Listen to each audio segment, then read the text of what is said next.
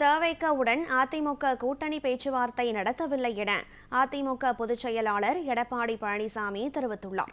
சென்னையில் அதிமுக சார்பில் இஃப்தார் நோன்பு திறப்பு நிகழ்ச்சி நடைபெற்றது. இதில் அதிமுக பொதுச் செயலாளர் எடப்பாடி பழனிசாமி, பாஜக மாநில தலைவர் நயினார் நாகேந்திரன், அமமுக பொதுச் செயலாளர் டிடிவி தினகரன், தமிழ் மாநில காங்கிரஸ் தலைவர் ஜி.கே. வாசன் உள்ளிட்ட தலைவர்கள் பங்கேற்றனர். கூட்டத்தில் பேசிய எடப்பாடி பழனிசாமி, நாட்டிலேயே முதன்முறையாக இஃப்தார் நோன்பு நிகழ்ச்சியை தொடங்கி வைத்தவர் முன்னாள் முதலமைச்சர் ஜெயலலிதா என புகழாரம் சூட்டினார். இஸ்லாமியர்களுக்கு அதிமுக என்றும் துணை நிற்கும் என்றும் அவர் குறிப்பிட்டார்.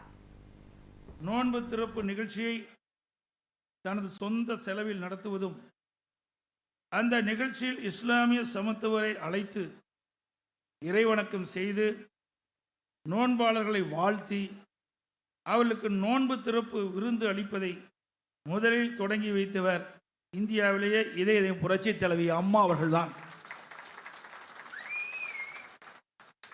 அதற்கு காரணம், இஸ்லாமிய பெருமக்களை இதயத்திலே வைத்து நேசித்தவர் நம்முடைய இதயம் புரட்சி தலைவி அம்மா அவர்கள்.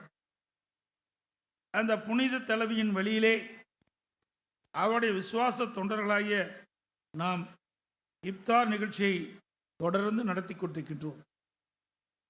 புனிதங்கள் பூத்து குலுங்கும் மாதம் ரமலான் மாதம், தர்மங்கள் செழித்து நிறையும் மாதம் ரமலான் மாதம், ஏழை எளியோர் மீது இரக்கம் காட்ட வேண்டிய மாதம் ரமலான் மாதம்.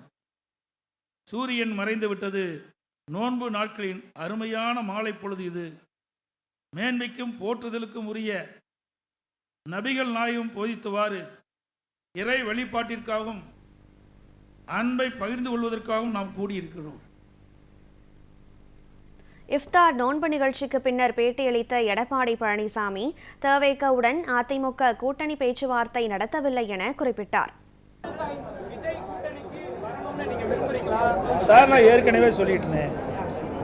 அதாவது இதுவரை அனைத்து இந்திய அண்ணா திராவிட முன்னேற்ற கழகம் அல்லது எங்கள் கூட்டணி கட்சியை சேர்ந்த தலைவர்கள் இந்த நீங்கள் குறிப்பிடுகின்ற அந்த கட்சியோடு எந்தவித பேச்சுவார்த்தையும் நடத்தவில்லை.